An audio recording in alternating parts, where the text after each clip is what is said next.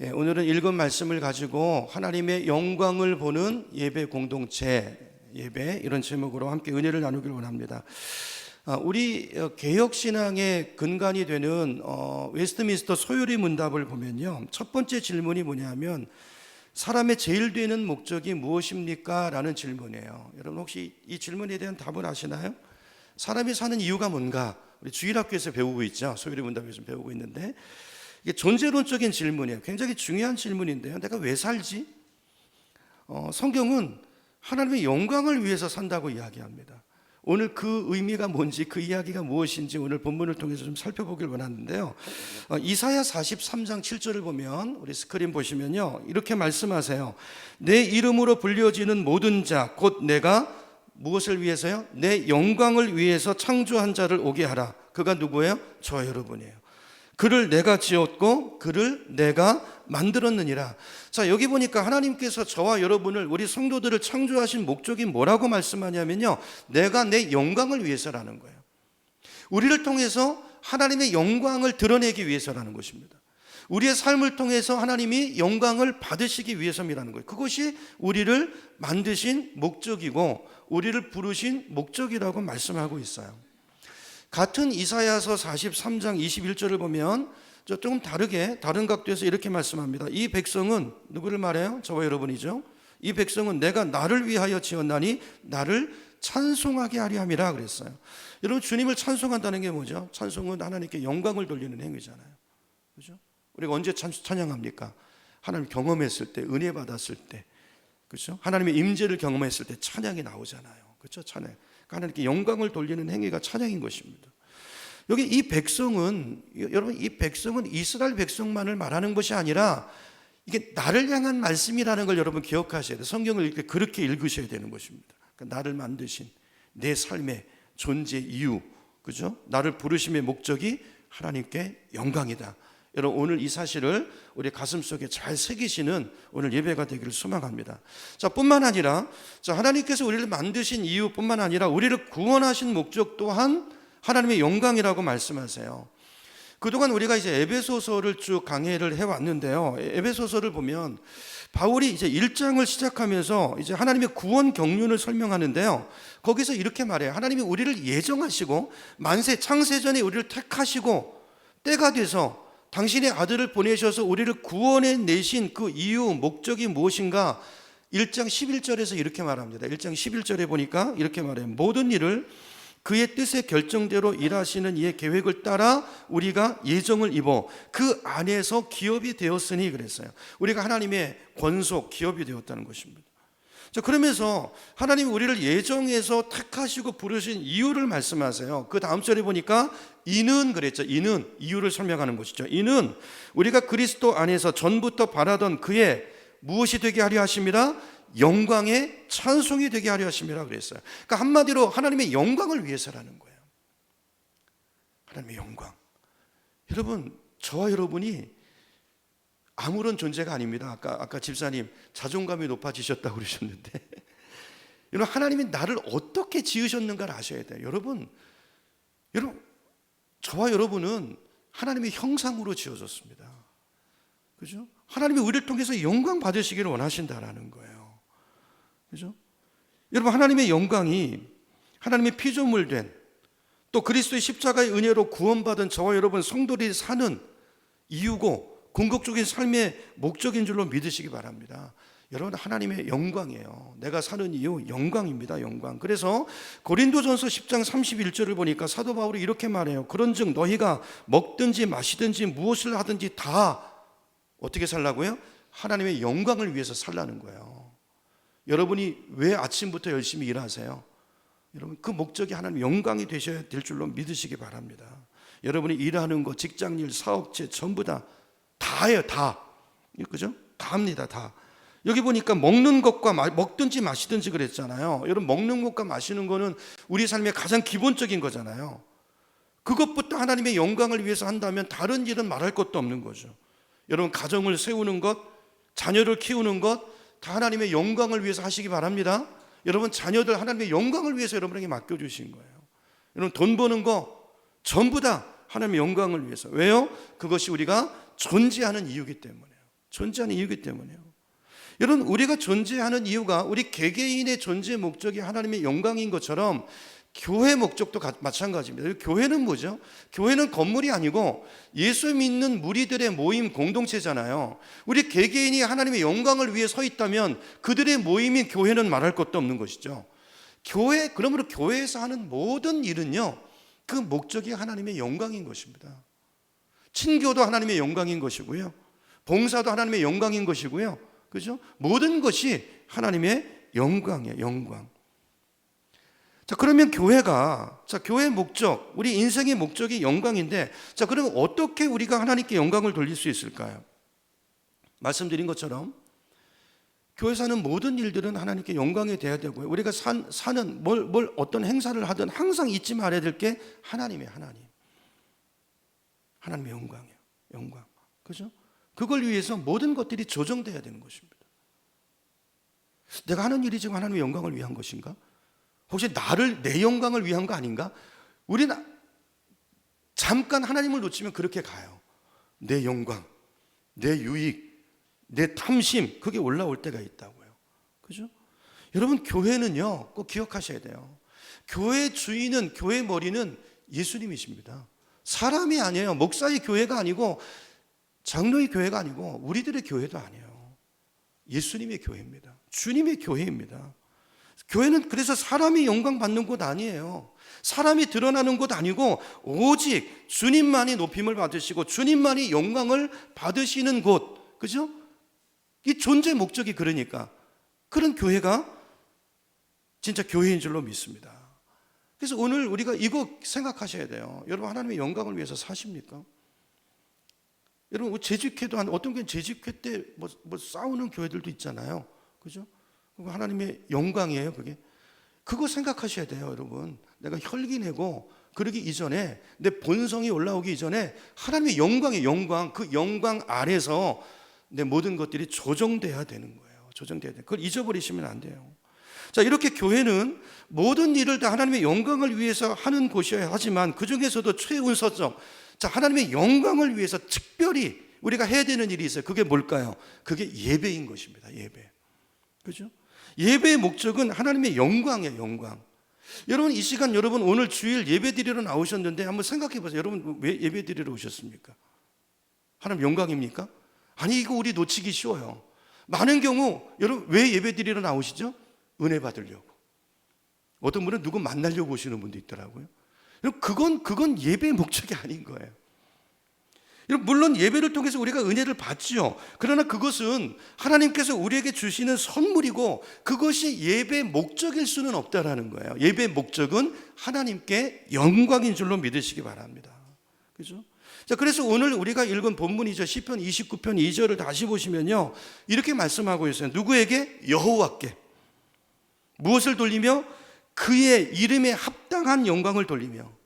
여러분, 우리가 아까 이제 큐티 예수 동행일기 3번을 읽으라고, 3가지 목적을 가지고 읽으라고 말씀드렸죠. 첫 번째 목적이 뭐였죠? 하나님이 누구신가를 기억하면서 읽으시라는 거예요.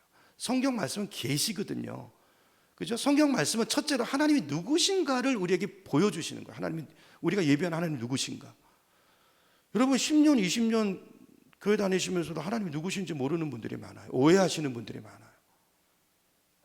그죠? 하나님이 누구신가? 그죠? 여기 이렇게 돼 있잖아요. 그의 이름에 합당한 영광을 돌리. 하나님이 누군지 알아야 그분의 이름에 합당한 영광을 돌릴 거 아니에요. 여러분, 여러분, 우리 예배를 점검해 보셔야 돼요, 오늘. 여러분, 하나님을 경외하십니까? 하나님이 어떤 분인지 아십니까? 하나님이 어떤 분인지를 안다면 우리 예배 태도가 달라질 거예요. 여러분, 나라에 조금, 이 영천시에서 조금 높은 분만 오셔도 여러분, 우리 그렇게 안 앉아 있잖아요. 우리 막 딴청하고 휴대폰 봅니까? 요즘 청소년 다른 교회들 가보면요, 대학교 채플 같은 데 가보면 이건 예배라고 할 수가 없어요. 엎어져 자고 하품 늘어지게 하고 휴대폰 보고, 그 예배가 아닙니다. 그의 이름에 합당한 영광을 돌리며 거룩한 옷을 입고, 거룩한 옷, 예수 그리스도의 의의 옷을 입고 그 십자가의 보혈을 붙잡고 여호와께 예배할지니라예요. 아멘이십니까? 오늘 우리 삶에 합당한 예배가 서는 그런 오늘 주일이 되기를 소망합니다. 자, 여기 보니까 거룩한 옷을 입은 자들이라고 되어 있어요. 누구를 말합니까? 성도들이죠. 저와 여러분이에요. 저와 여러분이 올바른 지식을 가지고 하나님이 누구신가를 알고 그분의 이름에 합당한 예배를 드릴 때 하나님이 영광을 받으신다는 거예요. 자, 그래서 교회가 존재하는 첫 번째 이유는 예배입니다. 예배. 그러므로 교회에 이런 예배가 없다면, 성경적인 예배가 서 있지 않다면 그건 교회가 아닌 거예요. 교회일 수 없는 것입니다.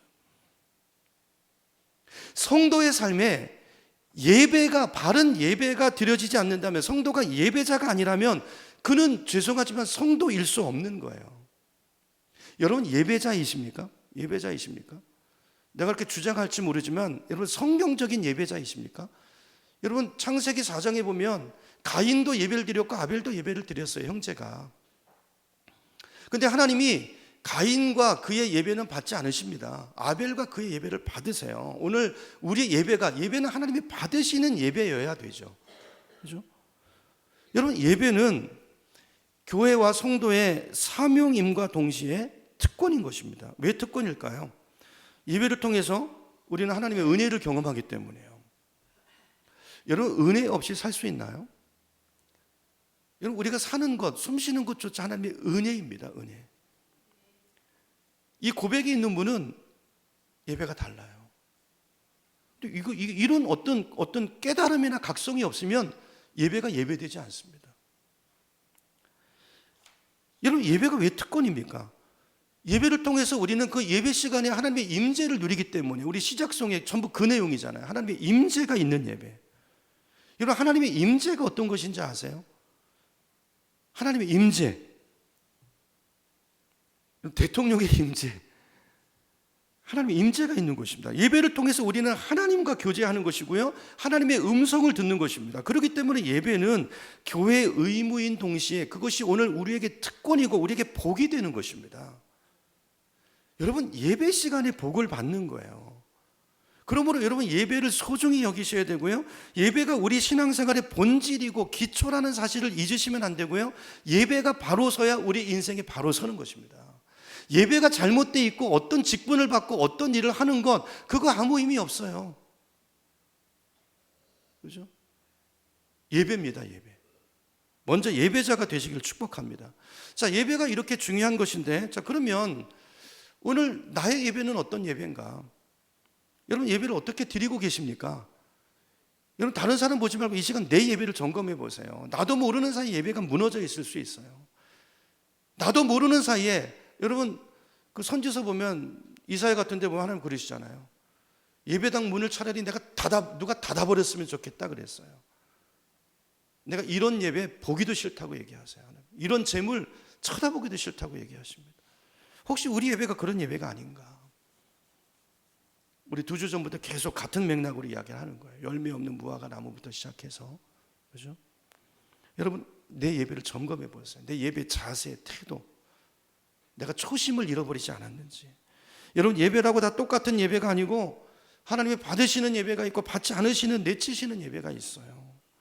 그러면 그 많은 시간, 우리 1년에 주일 예배만, 낮 예배만 52번을 드리는데 하나님과 관계없는 예배를 드린다면 그게 무슨 의미가 있겠습니까? 이 시간 먼저 그래서 하나님께서 받으시는 예배는 그렇다면 어떤 예배인지 성경을 근거로 해서 좀 먼저 살펴보기를 원합니다. 예배에 대한 가장 명확한 지침은 예수님께서 요한복음 4장에 수가성 여인과의 대화 속에서, 사마리아 여인과의 대화 속에서 그 이야기를 말씀하십니다.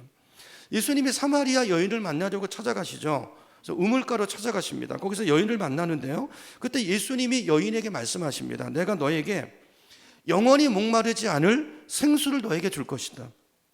그러면서 남편을 불러오라고 하세요. 남편 얘기를 하세요. 그러니까 여인이 뭐라고 말합니까? 저는 남편이 없는데요.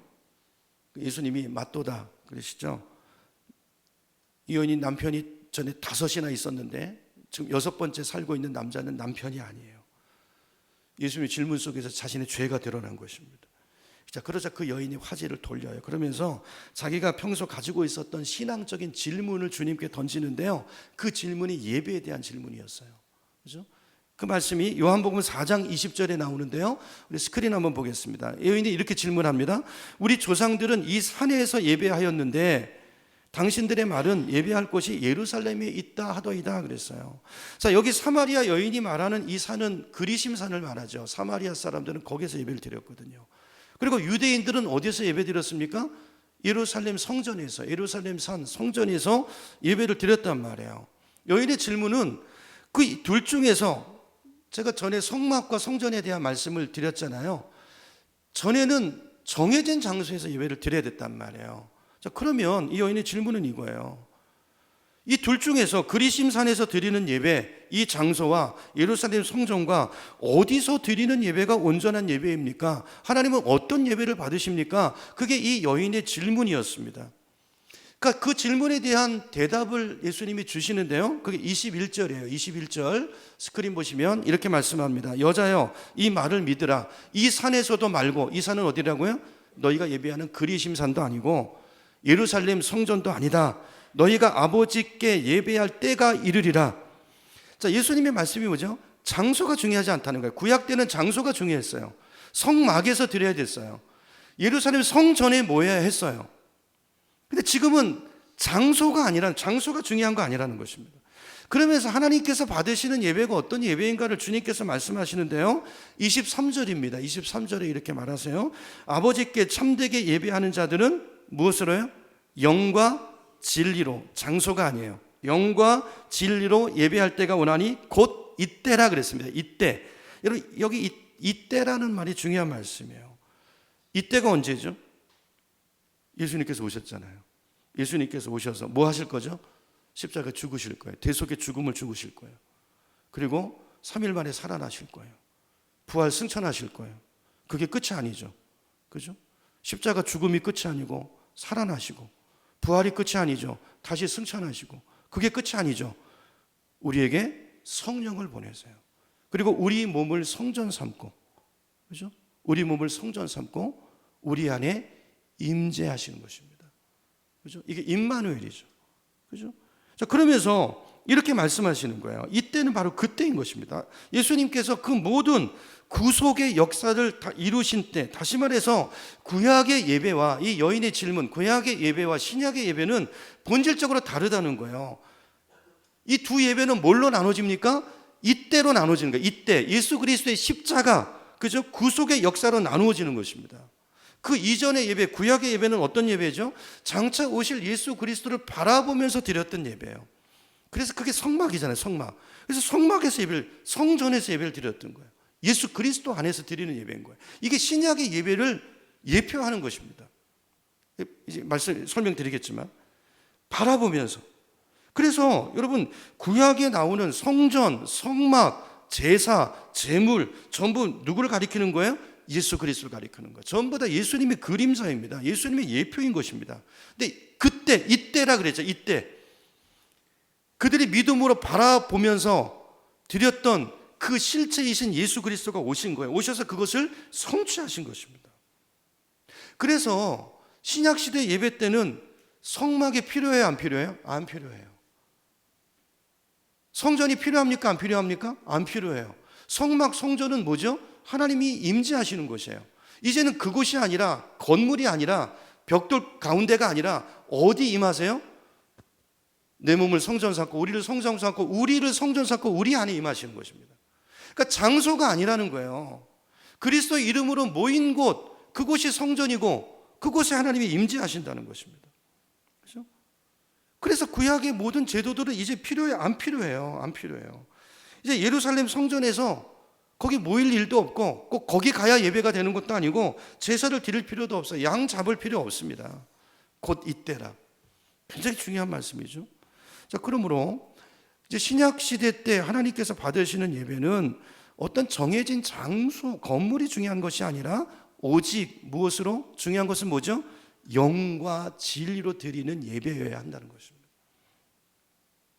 그죠? 그걸 지금 얘기하시는 거예요. 하나님께서 이제는 신약 시대 때는 그런 예배를 받으신다는 것입니다.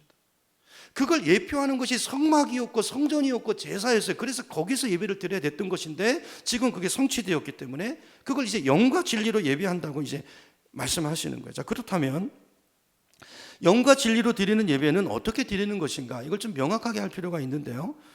자, 뭐 여기 해석이 많잖아요. 여러 가지로 해석할 수 있지만 가장 기본적인 해석은요. 영은요. 영으로 드린다는 것은 성령으로 드리는 예배를 말하는 거예요. 여러분, 예수의 동행 일기를 우리가 하는 중요한 이유가 있어요. 여러분, 성령을 모시고 사시잖아요. 그분과 동행하는 훈련을 하시라는 거예요. 그러니까 예배조차도 성령 안에서 성령의 인도를 따라 드리는 예배여야 되는 것입니다. 기도 역시 마찬가지입니다. 그렇죠? 그러니까 영은 성령으로 드리는 예배예요. 바꿔 말하면 성령을 모신 자들이 드리는 예배예요. 그러니까 엄밀한 의미에서 내 이 안에 성령이 없다면 그는 예배자가 될 수 없는 것입니다. 내가 예수 믿고 성령 받은 사람이 예배가 가능한 거예요. 그래야 은혜가 깨달아져요. 내가 누구인지 알아요. 사명을 알아요. 그래서 감사가 있어요.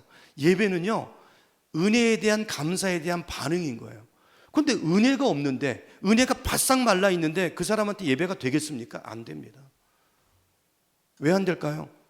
교회는 다니지만 예수와 상관없이 살거든요. 여러분 한번 동행일기 적어보세요. 3가지인데요. 적어보세요. 딱 그 페이지, 오른쪽 페이지 가보면요. 어떨 땐 깜짝 놀랄 거예요. 아, 내 하루 삶 속에 예수님이 없었구나. 그냥 내 욕심을 따라 살았구나. 예수님과 같이 산 게 아니고. 여러분, 예수님과 같이 살면 내가 오늘 그 말을 할 수 있었을까? 내가 그런 계약할 수 있었을까? 내가 그런 거짓말 했을까? 그 거래처 사람한테. 여러분, 예수님과 동행입니다. 동행. 그렇죠? 예배는 아무나 드릴 수 있는 것이 아니고 성령을 모신, 성령의 인도함을 받는 자들이 드릴 수 있다라는 거예요. 그래서 빌립보서 3장 3절에 보면 바울이 이렇게 말해요. 자, 성경 스크린 보세요. 하나님의 성령으로 봉사하면, 무엇으로 봉사하고요? 봉사도 성령으로 하시는 거예요, 여러분. 그러니까 아까 모든 일을 다 하나님의 영광을 위해서 하라고 그랬잖아요. 그죠? 성령을 모셔야 그게 가능하죠. 자, 여기 이제 하나님의 성령으로 봉사하며, 이 말씀을 잘 보시면 여기 봉사라고 번역됐기 때문에 우리는 이 봉사를 어떤 사역이나 일로 생각하기 쉬운데요. 이 단어의 원어적인 의미는 예배입니다. 예배, 월십이에요. 월십, 예배예요. 그래서 하나님의 성령으로 봉사한다는 말은 하나님의 성령으로 예배한다는 말씀이에요. 여러분, 예배는 성령으로 드리는 것입니다. 여러분, 성령 없이 신앙생활이 이루어질 수 없어요. 예배도 이루어질 수 없고 성도의 가정생활, 성도의 직장생활, 성도의 사업 불가능합니다. 그냥 와서 예배 때우고 가서 내 마음대로 사는 거예요. 그건 구원받은 자의 삶이 아닙니다. 그렇죠? 그래서 예배가 바로 돼야, 영으로 예배 드리는 이 예배를 알고 이 예배를 체험하고 이게 내 삶의 체득이 돼야 다른 것이 가능해지는 거예요. 그 위에 인생의 집이 지어지는 것입니다. 예배가 기본이에요, 기본. 우리 생활에 예배가 서야 돼요. 저는 대학교 때 예배를 이렇게 배우지 않았습니다. 굉장히 전통적인 교회고 엄한 교회였어요. 예배 시간에 하품하고 졸잖아요. 그럼 담임 목사님이 뒤로 내보냅니다. 나가 서서. 이건 부끄럽고 수치가 아니라 그 영혼을 살아가기 때문에 하시는 일이었어요. 예배가 무너지면, 특별히 직분자 예배가 무너지면요, 보고 배웁니다. 우리 개개인의 예배가 무너지고 목사의 예배가 무너지고 장로님의, 권사님의 예배가 무너지면, 성도 예배가 무너지고, 그러면 교회 예배가 무너지고, 그러면 아무것도 아닌 거예요. 그 교회는 그 교회와 세상 모임과 구별점이 없어지는 거예요. 그 순간부터. 성령으로 예배하는 날마다의 삶이 성령을 따라서 예배가 되기를 축복합니다. 그런 인생 가운데 주시는 더 놀라운 축복이 있어요. 그건 이제 앞으로 계속 나누게 될 거고요. 자, 그리고 두 번째, 진리로, 영으로 예배하는 것은 그런 것이고요. 자, 진리로 예배하는 것은, 진리는 누구죠? 예수님이시잖아요. 사도 요한이 잘 말하죠. 요한복음 14장 6절을 보니까 예수님이 이렇게 말씀합니다. 내가 곧 길이고 내가 곧 진리다. 내가 진리다 말씀이에요. 내가 기준이다 그 말씀이죠. 정리하면 신약 시대 때 하나님이 받으시는 예배는 건물이 중요한 것이 아니라 성령으로 거듭나서 성령을 모신 예수 믿는 자들이 드리는 예배인 것입니다. 그러니까 보세요. 이게 영으로 진리로 여러분 예배가 이 자리에서 예배가 바로 되지 않으면 여러분의 삶이 바로 될 리가 없고요. 여러분의 삶을 예수님과 상관없이 살고 와서 드리는 예배가 바른 예배가 될 수 없는 거예요. 연결되어 있는 거예요. 이해가 되시죠? 하나님과 상관없이 사는데 무슨 감사거리가 있겠어요? 여러분 이거 절대 적기 위해서 나누기 위해서 적지 마십시오. 하나님 앞에서 하십시오. 좀 이따 다윗 얘기를 하겠지만 하나님과 동행이 없는데 감사가 있을까요? 하루 생활 피곤하고 지쳐요.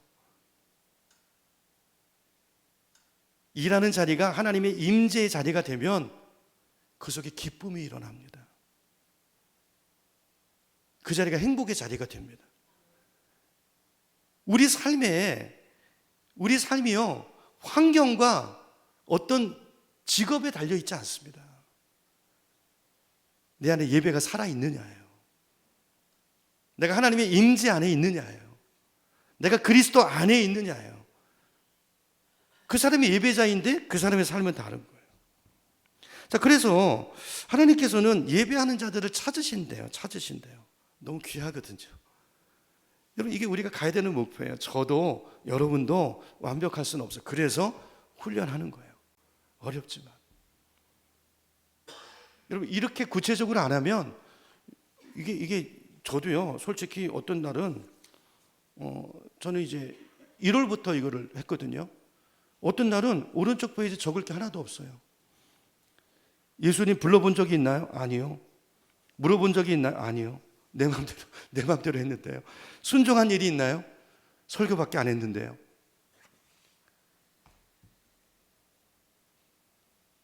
제가 한 달 입원해 있는데 하나님이 이거 말씀하셨어요. 저한테. 너는 예배자냐? 너는 예배자니? 영천 중부교회는 하나님의 이름에 합당한 예배가 드려지고 있니? 너무 중요한 것입니다. 하나님은 예배자를 찾으세요. 그리고 그 예배자를 발견하면 너무 기뻐하세요. 그리고 아까 찬양한 것처럼 땅에 기름진 것으로 하늘에 신령한 곳을 채우십니다. 왜요? 영광을 나타내시는 거예요. 여러분 이건 정말 약속이 너무 중요한 약속입니다. 오늘 질문해 보세요. 나는 거듭난 성도인가? 여러분 성령으로 거듭나서 여러분 하나님을 믿는 정말 하나님의 자녀들이십니까? 그렇다면 지금 나는 영과 진리로 예배하는 자가 될 수 있는 거예요. 그렇죠? 오늘 우리의 예배가 오늘 영과 진리로 예배를 드리는 이 예배를 하나님은 받으시고 이런 예배자를 찾으시는데 그런 예배자로 그렇게 우리가 설 수 있는 우리가 되기를 축복합니다. 이게 가장 중요한 거예요. 근데 중요한 것이요. 우리가 성령으로 거듭났고 저는 여기 계신 분들이 다 그렇다고 믿어요. 거듭난 하나님의 자녀들이라고 믿는데 그런데 우리가 늘 예배를 드리지만 날마다 예배를 드리지만 우리 예배가 살아있는가? 같은 열정을 가지고 예배를 드리고 있는가를 생각해 보면 참 제 마음이 힘들어요. 여러분 우리 예배가 얼마든지 형식화되고 습관화될 수 있습니다. 사모함도 없고 하나님을 경외함도 없는 예배. 심지어 어떤 분은 예배가 죽어 있을 수 있어요. 예배가 죽어 있는 성도들이 될 수 있어요. 그러면 이파리만 있는 것입니다. 그 삶에요 열매가 없어요. 간증이 없어요. 그렇죠? 하나님이 책망하실 거예요. 자, 그런 의미에서 내 예배가 어떤 예배인가? 여러분 오늘 예배 나오시면서 여러분 마음의 중심은 어떠셨습니까? 정말 하나님의 살아계신 그 하나님 앞에 그 하나님의 임재 안에서 찬양하는 기도하는 그 예배에 대한 사모함을 가지고 그 마음을 가지고 나오셨습니까?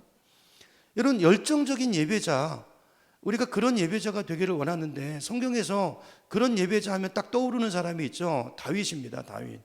그죠? 다윗은 정말 열정적인 예배자였어요. 그의 인생에는 늘 진실한 찬양과 경배가 있었어요. 다윗이 하나님을 찬양했던 그 감사와 찬양의 시들이 그 노래의 가사들이 오늘 시편에 다윗의 시편으로 기록되어 있지 않습니까? 다윗에게서 우리가 배워야 될 점은요. 다윗은 주목해 볼 점은 그가 들판에 목동으로 있었을 때 어려울 때만이 아니라 그가 왕이 됐을 때도 그는 예배자의 자리를 놓치지 않았어요. 변함없이 하나님을 예배하는 신실하고 열정적인 예배자였어요. 다윗의 그 예배 열정을 우리가 어디서 확인할 수 있냐면요, 성경을 보면 우리 사무엘하 6장으로 한번 가보겠습니다. 사무엘하 6장 가보면 14절인가요? 그래서 스크린 보세요. 스크린 보시면 이렇게 돼 있어요. 다윗의 이제 언약궤가 들어올 때, 언약궤는 뭐라고 그랬습니까? 아까 성막 안에 언약궤가 있잖아요. 언약궤는 하나님 임재의 상징이잖아요. 그 위에 하나님 임재하셨잖아요. 그래서 언약궤가 들어올 때 다윗이 어떻게 했냐면 백성들 앞에서 힘을 다해서 춤을 췄다 그랬어요. 힘을 다해서 춤을 췄다. 다윗이 왜 힘을 다해서 춤을 췄을까요? 왕으로서 채통 떨어지는 일인데요. 당시 춤은 여자들이 추는 거였거든요. 그런데 지체 높으신 왕이 백성들이 보는 앞에서 춤을 췄어요. 바지가 내려가는 것도 모르고 살이 드러나는데 춤을 췄어요. 이유가 뭐죠? 하나님의 임재. 그죠? 언약궤가 들어오는 그 너무 기뻐서 하나님의 임재를 사모했거든요. 근데 다윗이 왕이 됐는데 하나님의 임재, 언약궤가 어디 있었냐면 예루살렘에 있지 않았어요. 그래서 왕이 되고 나서 다윗이 제일 처음에 한 일이 그 언약궤를 예루살렘으로 모셔오는 일이었는데 우여곡절 끝에 그 언약궤가, 법궤가 들어올 때 다윗이 너무 기뻐서 하나님의 임재 앞에서 춤을 춘 것입니다. 백성 앞이 아니라 하나님의 임재 앞에서 춤을 춘 거예요. 저는 다윗의 이 모습에서 우리가 닮아야 될 열정적인 예배자의 세 가지 모습을 보게 됩니다. 오늘 설교 포인트인데요, 간단하게 세 가지 보고 말씀을 마치려고 해요. 첫째로, 열정적인 예배자는요, 하나님의 임재를 사모하는 사람이에요. 여러분, 하나님의 임재를 사모하십니까? 임재가 뭐야? 혹시 이러시면 골라요. 임재, 하나님 임재. 예배 자리뿐 아니라 이게 여기서 훈련이 안 되는데, 예배 시간에도 임재를 사모함이 없고 임재를 누리지 못하는데 가정에서, 직장에서 이게 어떻게 가능하겠어요? 그러니까 아무렇게나 사는 거예요. 그렇죠? 다윗이 힘을 다해서 춤을 춘 이유가 뭔가? 무엇이 다윗을 그렇게 흥분하게 만들고 무엇이 그렇게 다윗을 기뻐 뛰게 만든 건가? 이유는 한 가지예요. 언약궤 때문입니다. 언약궤가 뭐라고요? 하나님의 임재거든요. 그렇죠? 그 임재가 예루살렘으로 임하니까 다윗이 그 임재 앞에서 너무 기뻤던 거예요. 언약궤가 들어오는 것을 보면서 다윗이 너무 기뻐서 춤을 췄어요. 왜요? 이제 언약궤가 들어오니까 언제든지 다윗의 그 하나님의 그 임재 앞에 다윗이 나갈 수 있게 되었기 때문에. 다윗은 그 임재를 사모했던 사람이었기 때문에 그 인생이 복을 받은 것입니다. 여러분, 그걸 놓치시면 안 돼요. 그가 예배자였기 때문에, 그가 예배에 성공했기 때문에 그가 성공하는 인생을, 하나님의 영광을 나타내는 인생을 산 것입니다. 예배가 중요합니다. 여러분, 이 시간 나는 하나님의 임재를 갈망하는가 점검해 봤으면 좋겠어요. 그렇죠? 두 번째로, 열정적인 예배자는 하나님의 은혜에 대한 감사와 감격이 있습니다. 아까도 말씀드렸지만 이게 포인트예요. 춤추는 다윗을 비웃죠. 아내 미갈이 비웃습니다. 그 아내를 향해서 다윗이 이렇게 말해요. 그 말씀을 한번 보겠습니다. 사무엘하 6장 21절인데요. 우리 스크린을 보세요. 다윗이 이렇게 말해요. 아니, 왕이 채통도 없이 백성들이 보는데 춤을 춰요 그래? 이렇게 말하니까 다윗이 이렇게 말해요. 이는 뭐죠? 내가 춤을 춘 것은 누구 앞에서요? 여호와 앞에서 한 것이니라 그랬어요. 저가 내 아비와, 하나님이 내 아비와 그 온 집을 버리시고 누구를 택하사? 나를 택하사, 하나님이 나를 택하사 나로 여호와의 백성 이스라엘의 주권자를 삼으셨으니 내가 여호와 앞에서 뛰놀리라. 아멘. 누가 하나님을 예배하죠? 은혜를 아는 사람이에요. 다윗은 내가 왕이 된 것이, 오늘 내가 이 자리에 있는 것이, 오늘 내가 여기 숨쉬고 있는 것이 하나님의 은혜라는 것을 알았습니다. 그걸 아니까 하나님의 임재 앞에서 기뻐 춤을 추면서 뛰는 것입니다. 여러분, 예배는 하나님 앞에 드리는 것입니다. 다윗이 만약에 하나님을 의식하지 않고 사람을 의식하는 사람이었다면 그렇게 춤을 추었을까요? 열정적인 춤을 추었을까요? 안 추었을 거예요. 그죠? 사람 앞에 있는 사람이었다면. 여러분, 오늘 저와 여러분이 사는 것 하나님의 은혜이지 않습니까? 내가 구원받아 하나님의 자녀로 사는 건 은혜이지 않습니까? 나 같은 죄인 살리신 그 은혜 놀랍지 않습니까? 그 은혜를 생각하면 우리는 하나님을 찬양할 수밖에 없어요. 오늘 하루하루 내가 숨 쉬는 것 자체가 은혜이지 않습니까? 제가 병원에 입원해 있어 보니까요, 제가 난생 처음 병원에 그렇게 입원해 봤거든요. 내가 그걸 몰랐어요. 하나님의 은혜로 살았구나. 하나님의 은혜가 아니었으면요, 제가 지금 여기 못 서 있을 거예요. 여러분, 저 그냥 먼저 갔을 수 있어요. 하루 이틀만 늦었어도 하나님의 은혜입니다. 그걸 깨닫게 하시려고, 남은 인생 예배자로 살게 하시려고, 바꿔 말하면 내 인생에 하나님의 뜻을 이루시려고, 하나님의 영광을 드러내지 못하는 미천한 인생을 영광을 받으시는 존재로 세우시려고 살려주신 것입니다. 오늘 내가 살아있는 건 하나님의 은혜인 것입니다. 여러분, 나의 나된 것은 하나님의 은혜입니다. 이 고백이 있는 자는 하나님을 열정적으로 예배하게 되어 있습니다. 찬양이 달라요. 기도가 다릅니다. 왜요? 예배는 하나님의 은혜에 대한 나의 반응이기 때문이에요. 억지로 하나님을 예배할 수 없어요. 아무나 다윗처럼 기뻐 뛸 수 없습니다. 바지 내려가는 줄도 모르고. 하나님의 은혜를 깊이 알면 알수록 우리는 열정적인 예배자가 될 것입니다. 여러분, 오늘 이 다윗의 모습 속에서 우리가 다윗의 예배를 좀 닮아가면 좋겠어요. 마지막 세 번째로, 열정적인 예배자는요, 내가 하나님 앞에 서 있음을 늘 인식하는 사람이에요. 내가 하나님 앞에 있다는 것을, 내 안에 성령이 와 계시다는 것을 인식하는 사람이에요. 말씀드린 것처럼 다윗이 하체가 드러나도록 힘을 다해 춤을 추고 찬양한 것은 사람 의식했으면 할 수 없는 일이에요. 그죠? 그렇다면 왕의 체면, 자기 체면을 살렸겠죠. 다윗은 그러지 않았어요. 왜요? 하나님의 임재 앞에 자기를 압도하는 그 하나님의 임재, 그 하나님의 영광을 다윗은 바라보고 있었기 때문에요. 그 임재 앞에서 하나님을 경배하고 하나님을 높였던 것입니다. 여러분, 예배는 하나님 앞에서 드리는 거예요. 지금 이 시간 우리가 공동체로 모여서 함께 예배를 드리고 있지만, 사실 우리는 각자 하나님 앞에서 각자, 예배는 하나님과 1대1의 관계입니다. 공동체로 모여 있지만 여러분, 한 사람 한 사람 하나님과의 관계예요. 그렇기 때문에 하나님 앞에서 우리는 다 어린아이들 같은 것입니다. 하나님 앞에서 무슨 왕이 있어요? 무슨 대통령이 있고 목사가 있고 장로가 있겠습니까?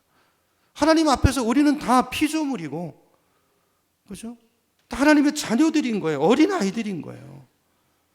그렇기 때문에 우리가 예배 시간에 폼 잡을 것도 없고요, 체면 차릴 것도 없어요. 하나님 앞에 내 모든 것을 드려서 받은 은혜를 가지고 일주일 동안의 삶의 내용을 가지고 그게 제물돼서 하나님을 찬양하는, 감사와 감격이 있는 그런 예배가 되어야 될 줄로 믿습니다. 제가 지금 여러분 앞에 이렇게 서 있잖아요. 제가 여러분을 보고 예배드리고 여러분이 저를 지금 보고 있지만, 그러나 그 이전에 우리는 하나님 앞에 서 있다는 걸 기억하셔야 돼요. 제 위에 하나님이 계시고 저도 여러분을 보기 이전에 하나님을 바라보아야 하는 것입니다. 만약에 제가 그 사실을 잊어버리고 제가 이 시간 여기 서서 찬양하고 어떤 제스처를 하고 어떤 말씀을 전하고 있다면, 여러분이 시선을 의식해서 하는 행위라면 그건 예배가 아니고 쇼인 것입니다. 쇼죠. 여러분, 예배입니까? 쇼입니까? 누구 앞에 서 있습니까? 이건 찬양 인도자도 마찬가지고 대표 기도자도 다 마찬가지예요. 자, 정리하겠습니다. 열정적인 예배자는요, 첫 번째, 뭘 사모한다고요? 하나님의 임재를 사모합니다. 사모하시기 바랍니다. 두 번째는요, 하나님의 은혜를 기억합니다. 그죠? 그래 예배가 되는 거예요. 세 번째, 하나님의 임재 앞에 살아갑니다. 늘 거기에 서 있습니다. 바라기는 우리 모두가, 모든 중보교회 성도님들이 이와 같은 열정적인 참된 예배자들이 되기를 축원합니다. 우리 교회가 이렇게 주님만을 높이는, 예배가 살아있는 참된 예배가 드려지는, 하나님이 기뻐 받으시는 그런 예배 공동체가 되기를 간절히 소망합니다. 여러분, 살아있는 예배는 살아있는 예배자들이 드리는 거예요. 우리 한 사람 한 사람이 무슨 음향시설이 잘 돼 있고 무슨 조명이 멋져야 거기서 좋은 예배가 드려지는 게 아니라, 좋은 예배자들이 모여 있어야 아무리 시설이 좋아도 예배자들이 꽝이면 그 예배는 꽝인 것입니다.